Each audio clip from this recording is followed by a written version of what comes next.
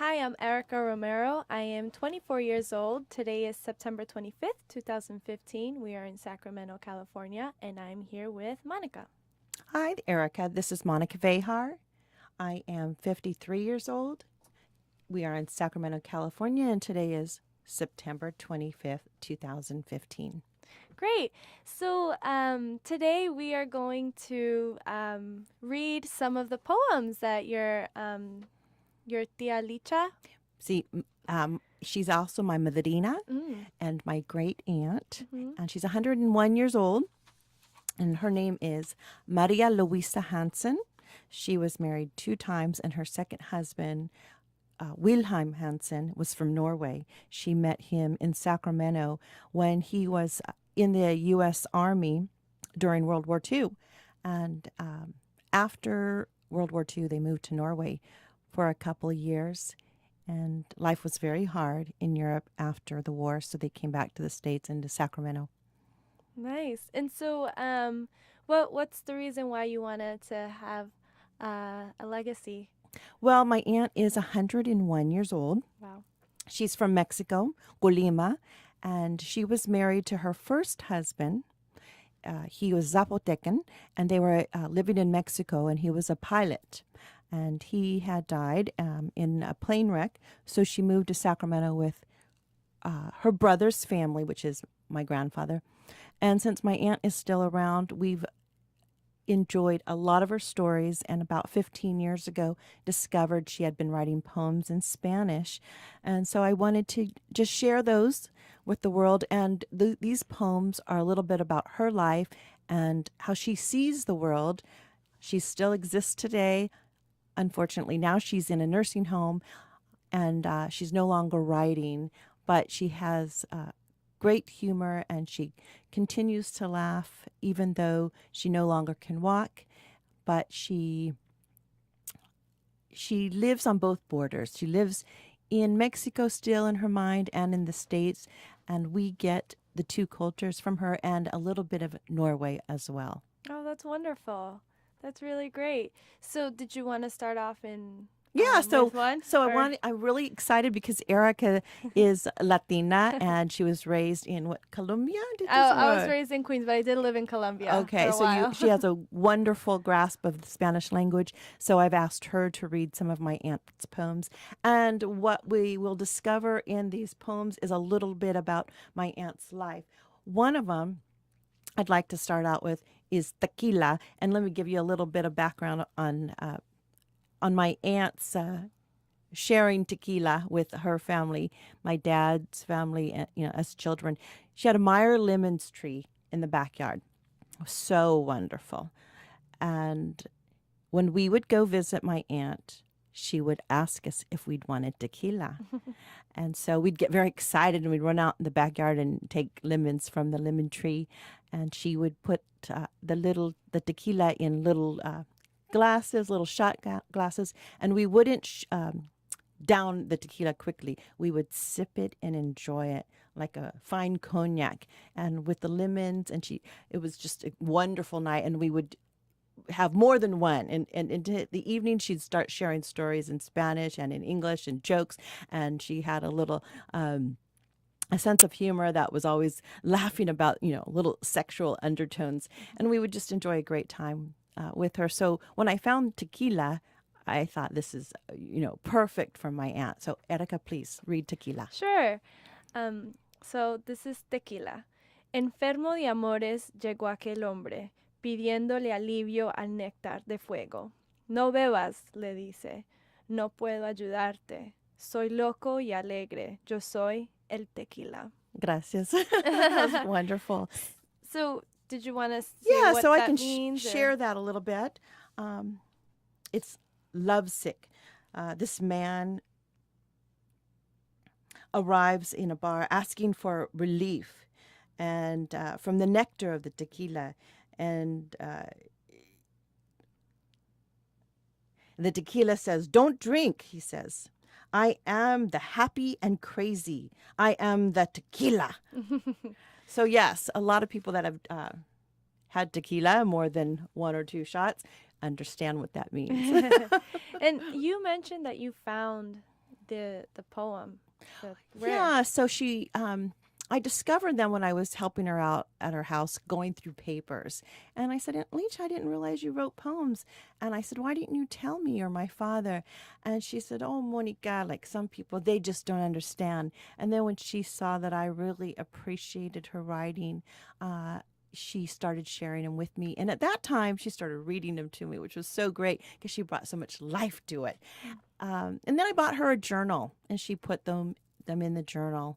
Unfortunately, there's only about 15, but I'm very excited here to share a few today, and hopefully in time I'll put them together and get them published. And with some letters I found too, when we moved her into the nursing home, I found love letters from her first husband, was Zapotecan, but he wrote them in Spanish to my aunt, and her second husband when he was on base or out of town during the war, serving for the U.S. Army. He would write her love letters too about how much he loved her. So this next poem, if you don't mind reading, Yeah. is Bill. This is her first husband, who was from Norway. Okay. So, Bill. Fue el hombre que me quiso tanto, fue el hombre que me adoró tanto, y ahora que ya no existe, yo le pido a mis santos que le perdone que me haya querido tanto. Gracias, Erika. So Bill, let me just explain what Erika shared. He was the man who loved me so much. He was the man who adored me so much. And now that he doesn't exist, I ask my saints to forgive him for having loved me so much. That's a really nice one. That is sweet. Did you meet Bill? He was my godfather. He was my padrino. The nice thing about Bill, he was so loving. Yeah. And as children, me and my older sister were so excited to be with him. He would put us on his lap, and he would sing songs and joke around with us. On one of the items that would be on the table, along with the tequila and Mexican food that my aunt would have, is pig's feet, because that's a Norwegian dish. And so we loved pig's feet growing up. And so when we had menudo with the tripe, it was, it was just part of our culture, and we were accustomed to it. Anyway, it was a wonderful marriage between the two. And after Bill died, he had a brain tumor. My aunt was alone for a long time, and she suffered a stroke, and she had been paralyzed on the right side of her body. But she was a fighter. She was always going to come back, and she wasn't going to let it get to her. So she went to therapy, and within a few years, she started walking again. She'd go to the farmer's market with her girlfriends, and we'd get her out and about, me and my sisters, and we'd take her to dinner, to the movies. And then later we discovered through my father she had a neighbor friend, and he was married, but he would just come by to check on her and fix things around her home. And she respected the marriage, but she did come to love him as well. And one time she joked with my father that when she dies, she doesn't know who she'll go with in the next place in her afterlife if they all three come to the door. Her first husband, her second husband, or her lover at the end of her life. So I thought that was really cute. Yeah. So she does have a poem about that, and I don't have it with me today, but I think it's sweet. She's lucky to have been loved by three men because she was an orphan as an infant. Wow. Her father died in the Mexican Revolution. He was executed in the town square. And then the mother died like a year later. She had 5 children. And the saying goes, she loved him so much, she died of a broken heart. Wow. And so all the children were dispersed with different families. And it was when I was learning about these poems and having these, kind of heart-to-heart conversations with her that she still was very sad about not having the love of a mother and father. Yeah, I bet. Yes. And how old was Tia Licha when this happened? So she was an infant, and she was the baby. And as she became a young adult, she started reconnecting with her siblings because they were raised in different homes. And then she came here to live with my grandfather, her brother, and then another sister was here. So they were all very close. And she's the last one. She's the survivor of the five. Mm. But it was interesting to see that even in her 90s, like Mother's Day, she would be sad because she didn't have the love of a mother and father. Mm. But she is very fortunate to have the love of three men. Mm. And my aunt didn't have any children. And so my father and I and my mom and siblings, we look after her care. And yeah, it's kind of poignant because my younger sister and I have no children either. Mm. So we wonder who will look after us if we live that long and end up in a Yeah. nursing home. But Wow. I think we try to learn how to be grateful for what we have. And she's learned to be grateful too, you know. Yeah. So, and I'd like you to read another poem, Erika, if you don't Sure. mind. It's La Mariposa. Okay. And my aunt loved sitting in her living room and looking out at the plants. People go by. And when I put her in the nursing home, my concern was she didn't have a window to look out, to look at the butterflies, the birds. And sure enough, when I took her there, she said in Spanish, you know, what am I going to look at, Monica? And I felt so bad, but I tried to get her out and take her for drives in nature along the river road and look at the trees and in the parks and things, and she loves that. So this is a poem called La Mariposa, and it's about a butterfly. Erika. La mariposa. Hace un año que vi una mariposa. Ella andaba loca de rosa a rosa y se alimentaba de la miel que la rosa le ofrecía. Pero un día llegó un jardinero y la mató y la puso en las páginas de un libro de memorias. Ya se fue como la mariposa. Murió. Gracias, Erika. Mhm. So La Mariposa, she's saying that last year she saw a butterfly, and the butterfly was flying from rose to rose.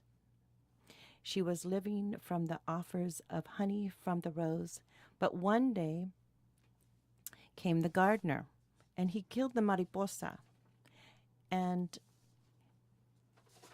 there lied the butterfly. He put it in his book of memories, and that's how the mariposa died. And that tells a little bit about my aunt. You know, I remember one time going to see her about a relative that died in Mexico. And by this time, she was probably in her early 90s. And so she's known a lot of deaths by then. And she said, well, we live, we die. Mm. So, yeah. I'm curious to know, I mean, obviously she's really important in your life, and if you can just paint me a picture of, you know, your favorite memory with her, what that was like. There's been quite a bit, but thank you, Erika, for asking. I have to say, she's a tiny woman. She looks like an Anglo woman. She's very light-skinned.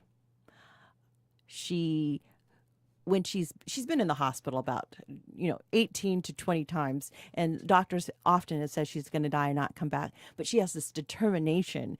She's got a strong will to live.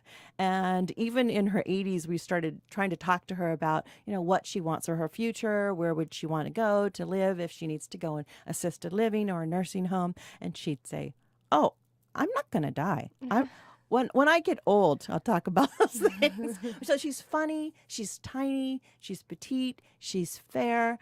She loves culture and reading, but I discovered she was a conservative. So one time we were having tequila with her, my mom and I, at her dining table, and she was talking about, she voted for Schwarzenegger. And my mom and I, we wanted to reach across the table and strangle her. But she's also fair-skinned, and I learned from my first husband. That's funny. I learned though that she's also prejudiced against darker skinned people. So she's got all these wonderful qualities, like, most of us do, but we also have things that probably we could change or are imperfect. And that one thing about her is she tends to look at darker skinned people as inferior. And one time when we were in the hospital, she was going on and on about how this family is of her friends of hers have beautiful daughters, just beautiful, beautiful, Monica. And she goes, but the youngest one's a little dark, no? So, so she's a character. She's a strong woman, a petite woman. She loves to laugh. And today in a nursing home, she insists every day to sit with this gentleman that's younger than her to have all her meals. So Wow. she still, loves the idea of a relationship, affection, and communication with the opposite sex at Wow. 101. Erika, I have another poem here. It's called La Vida. Oh, sure. Would you please read that? Okay. Great. So this is La Vida. ¿Qué somos en la vida sino actores del eterno drama? Sin quererlo vivimos en la escena. Amar fue mi papel en la comedia. Amor me brindó los mejores galas. Mas esos a quien yo amé me destrozaron sin piedad el alma. Por eso ríe y canta, aunque te duela el alma. Gracias, Erika. Let me just give a little background or translation.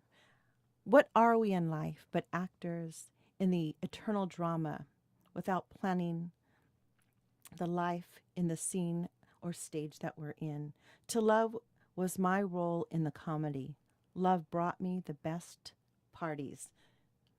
But those whom I loved destroyed my soul without mercy. Therefore, laugh and sing, even if your soul aches.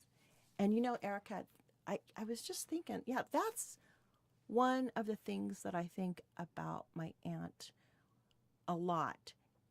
She's suffered in life,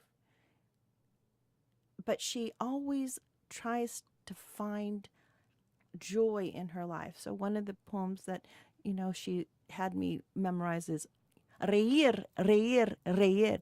No llores porque te llores marten su alma. And that's laugh, laugh, laugh.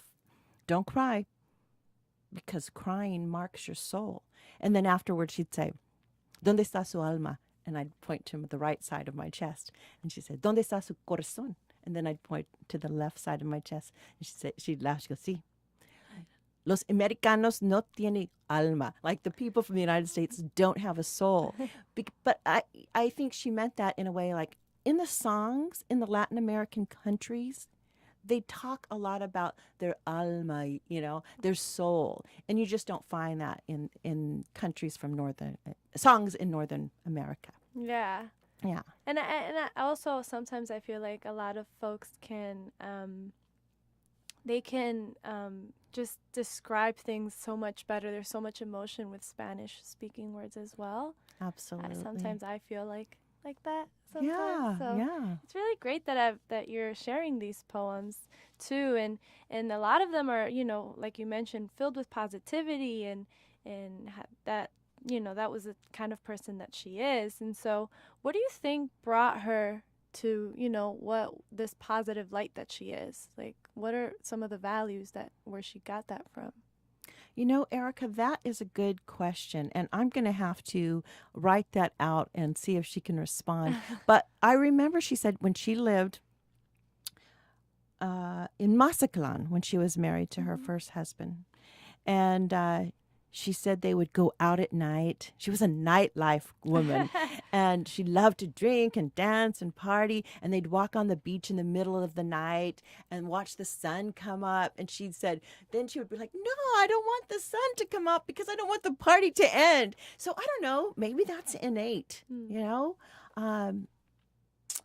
my mom certainly loves to party too. And my dad's not so much on that, but maybe it's just part of who we are. Yeah. And I don't know where that strength came from, but I certainly consider it and reflect on it when I'm down, and I'm like, okay, well, it's about just changing your mindset a little. And it's not so easy, but if other people close to you have done it, then it's possible we could do it too. Yeah. Wow. That's Yeah. amazing. Yeah. So She sounds like my type of party girl yeah, too. she would never want to. You know, in the set when she was in her late 70s, I took her with my family to go rafting down the river. This is something I could never have done with my mom or dad. And she did it. And she was exhausted at the end, but she loved it during, looking at all the beautiful trees along the river, seeing the people. And it was about a 4-5 hour, rafting trip. It wasn't like, it wasn't like a class 2 or 3 or 4. It was just more or less floating down the river from Sunrise to Watt Avenue. And she loved it. And then afterwards, of course, we go and eat. And she drank, like her tequila or a wine or a beer. And then go on home. But every day, now that I think about this, every day she said she'd either have a glass of wine or a beer or a shot of tequila. Until she got in her 90s, Wow. Yeah. So maybe that, is a key to letting things go, relaxing and longevity. Now she doesn't because she's on medication. However, when we do bring her some food, we usually take a bottle of wine to share with her. Yeah. Or a good cold beer. And when she goes to get it to bring it for her mouth, she goes, like she really savors it, Yeah. So, Wow. That's awesome. Yeah. So thank you for letting me be here and sharing stories of my aunt. Of course. And when you play this for her, what would you like her to know about you and trying to keep her legacy alive? I think she already knows that, Okay. but I know it'll make her so happy inside. Like she'll sleep well knowing that we don't forget her. That's beautiful. And that we love what she shared in her words, and in life. Yeah. Yes. Well, thank you. It was such a pleasure to, be able to read these wonderful poems from your Tia Licha. And, she sounds like an incredible woman. She really is. And Erika, you are too. Oh, thank I'm you. so grateful that you're here, and I'm grateful that NPR has a Latina in StoryCorps that can help us with our journeys and in our stories, and also that you were able to read these poems and really elevate them much more than I would have done. I would have been broken throughout. I would have helped you throughout the way. Thank you, Erika. So thank you for being here. Thank you for NPR for hiring you. Oh. And it's really nice to have Latinas out here supporting and sharing our stories. Thank you. Thank you.